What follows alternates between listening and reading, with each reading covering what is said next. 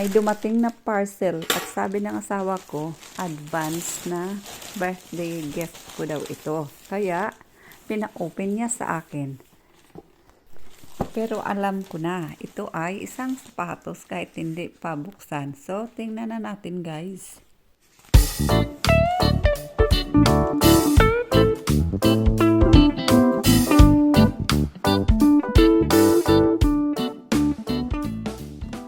Ayan guys, ito pala ang binili niya. Matagal na kasi ako naghanap ng pangtrabaho na sapatos na komportable sa aking mga paa. Isuot ko muna ito guys ng ilang linggo at sasabihin ko sa inyo kung maganda ba talaga isuot sa trabaho. Mag-unbox muna tayo guys bago sasabihin ko sa inyo ang resulta ng ilang weeks na trial sa pagsuot ko ng bagong pangtrabaho ko na sapatos. Ito na sapatos guys, matagal na ako na gustong bumili. Pero masyadong mahal, 54 pounds ang regular price niya. Pero ngayon, naging 17 pounds, so bumili ako.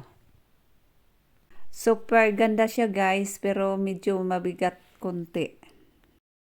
Balik na tayo dito sa aking work shoes. 2 linggo ko na ito nasuot sa trabaho. So ngayon, sasabihin ko na sa inyo kung maganda ba siya isuot. Super ganda talaga ito na gagamitin pang trabaho na sapatos. Magaan, komportable sa paa, at waterproof. Hindi ka mag-alala kahit maghugas ka doon sa washing machine na mainit ang tubig, safe ang mga paa mo. At saka nung umulan ng malakas, hindi nabasa yung paa ko. So, mai-recommend ko talaga ito kung gusto niyong bibili ng sapatos na pang trabaho. Yan lang muna ang ma-share ko sa inyo ngayon guys. Thanks for watching. Bye-bye.